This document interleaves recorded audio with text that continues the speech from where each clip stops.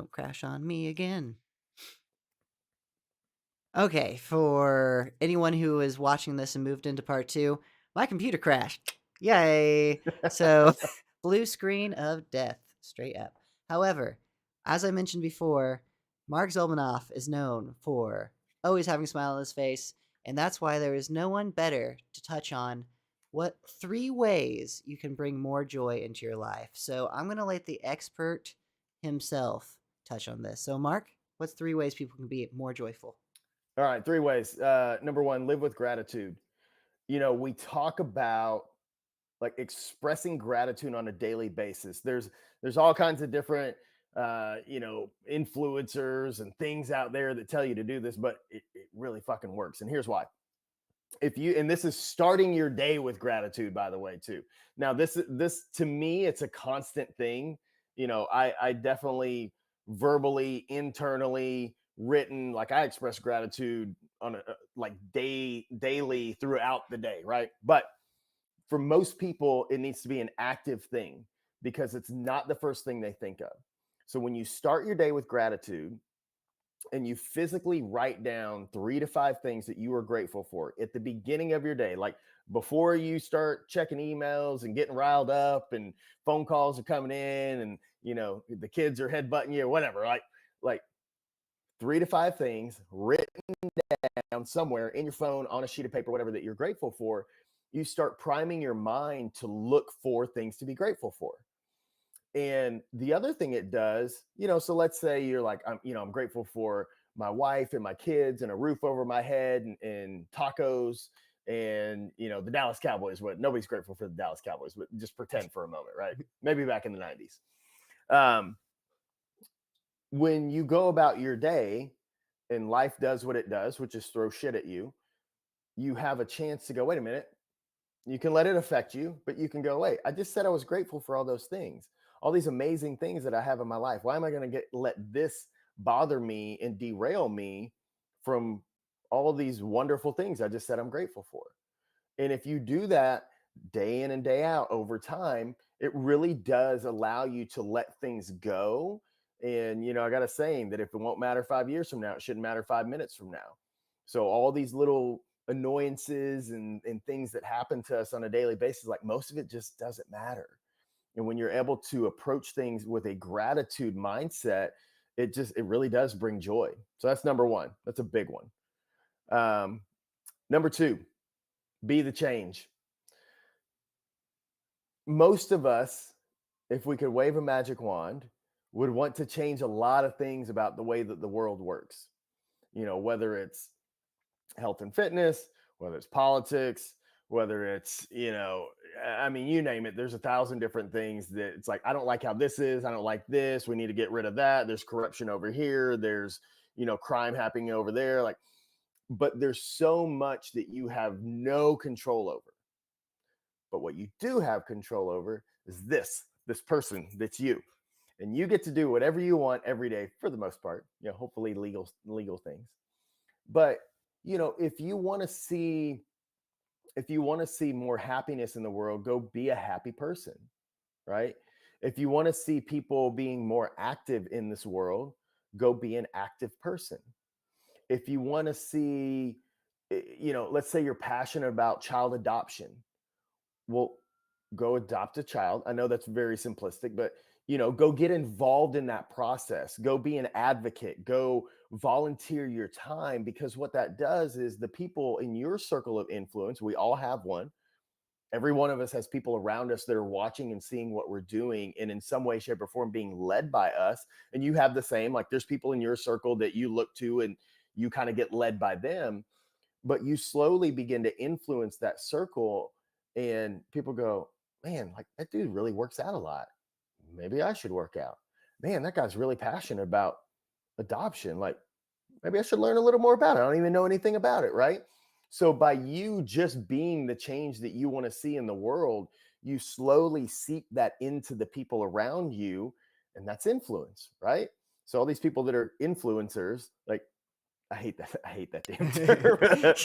Just means abs. It just means abs. That's all it means. It means abs and ass, right? But but it's such a powerful way to just like be the example, be that change, be what you want to see. And I promise you will see more of it. Not only that, but you will attract more people to you that are also passionate about that same thing.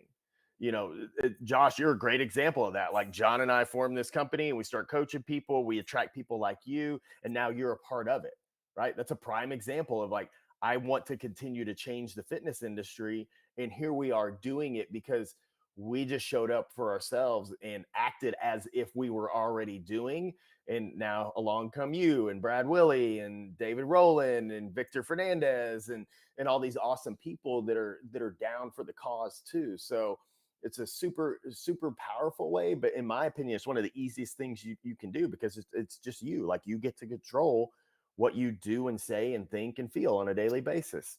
In fact, it's the Um, only thing you can control on yeah, a daily basis. yeah, absolutely.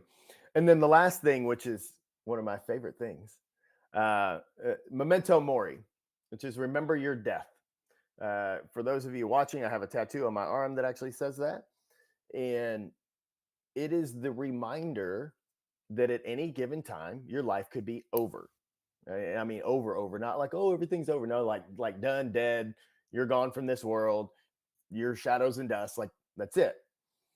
Now, a lot of people think death is morbid, which it can be if you choose to think of it that way. But I completely utilize it to add joy to my life because if if this was the last day that I was alive, then I want to take advantage of this day. I want to make sure that I tell my wife I love her. I want to make sure I spend time with my kids. I want to make sure that when I'm at the gym coaching that I'm adding value to people. If I'm on a podcast like this, that I'm saying something entertaining or valuable or whatever that somebody's going to be like, "Man, that was really good." So we can't live every day like it's our last because let's face it, there's a lot of things we wouldn't do if it was our like I wouldn't do dishes on my last day. If I knew I wouldn't do laundry, I wouldn't clean the litter boxes. Like, there's a lot of things I wouldn't do. But the mentality behind that is I can live in a manner that if this was my last day, I know it was a good one. I know that I put a smile on people's faces. I know I did things that brought myself joy. I know I shared love and gratitude and all those things with the people around me. And it also unlocks that thing in your brain that keeps you from doing things. So many people, you can read the studies of when they interview older people on their deathbed, of the things that they regret, and it's always the things they didn't do. It's never work. It's never, I wish I would have worked 60 hours a week instead of 40. Like nobody ever says that, right? But it's like, man, I wish I would have traveled more. I wish I would have learned how to play the guitar. I wish I would have spent more time with my kids. Like though you get that insight into what people actually what actually matters in life when you read things like that. And when you keep death at the forefront of your mind, that hey, like at any given time this could be over. And even so, I'm 43 years old. Maybe I'll live to be 100. That'd be kind of awesome, if I'm still in good health. Maybe a little bit longer. By the time we're older, I think modern medicine will be even a little bit better, and there'll be ways to keep people alive longer and functional. But even if I got 60 years left, that's still not a lot of time. Like in the grand scheme of time itself, like we're going to be forgotten. Like nobody's going to remember us 3 generations from now. So let that be the reminder to go do whatever the fuck it is that you want to pursue in this world, because it matters in this moment, but it won't matter long term. So quit listening to people that don't support you. Quit putting yourself around others that doubt you. Quit being, around crabs in a bucket that are like, man, don't, what are you being greedy? You just want more money. Like screw all that. Like go do what you want, because life is so fleeting. And I promise the more you fill your days with the things that you want and you craft a life that you love showing up for, that's where true joy comes from. And that's that deep-seated joy that regardless of what happens around you, you get to keep that. In my opinion, happiness is a feeling. It waxes and wanes, just like sadness and anger and hunger or whatever. But like joy is deep-seated. Nobody can take that away from you. So when you do those things, and there's obviously more ways to do it, but when you express gratitude, when you're being that change, you remember your mortality on a daily basis. I promise you, you will live with so much more joy, and people around you will notice it, and they'll be like, "Damn, what the fuck is that guy so happy about?" Because I get that a lot. Like, man, why are you so happy? And I'll tell you why. you know, but that's it. I think, to me, those are the top three things that really contribute to my day in and day out smile on my face, gratitude, just being grateful to be alive and spreading joy in this world. And that's especially the last one, remembering your mortality is something that I've heard you talk about several times has really made an impact in my life personally. And actually in almost a reverse way, not in a I want to get more things done before I die, but more in the none of it really matters at the end of the day. So why are you stressed out about it? Yeah, Like at yeah, some point I hear people talk about legacy all the time, like I want to make a legacy for myself. Well, I'll tell you right now, hundreds of generations ago, my family were royalty. They had a family crest, like they were high up there in England, and probably having sex with each other. But that's a different story. But on top of that, like now, I don't know their names. Like generations later, I don't know any of them. They had wealth beyond my imagination, and I yeah, don't know who they are. So, if you're the one thing you're constantly worried about is legacy and what you leave behind, then worry about leaving behind a better world because the people you impacted are now better. yep, Because that's the yep, only thing that actually matters. And they might not even know that you're the reason that they're better. Like, it's the yeah, ripple effect we talk about all the time. Like, for example, Victor and Brad and everyone else that we help in the FitPro Collective, or even my clients that I got because I joined the FitPro Collective, they are becoming better people. And that is a direct result of Mark and Jonathan embedding in us the skill set we need to go out there and help more people. So they'll never know all the people that I help. I'll never know all the people I help. right, But right. if legacy is a concern, the only legacy you can leave behind is the people that you impact, and they might not even know later on that it was you. So just Yeah, constantly be that change. Now, if someone is listening to this, obviously you can tell this man right here is amazing and he can help so many people in different ways. You mostly work with business owners when it comes to fitness, right? correct, correct. Okay. So, say a business owner or someone in the someone who's not in the fitness industry but wants to get in shape, or someone who is in the fitness industry and wants to become better at being in the fitness industry. What's the best way to get a hold of you? Two ways: markzfitness.com. That's MARC, the letter Z, fitness.com. There's some form somewhere. It's a website. Like, there's a form on there you can fill out and reach out to me, or just find me on Facebook. Like, I'm not hard to find. All my shit's public. I post multiple times a day, every single day.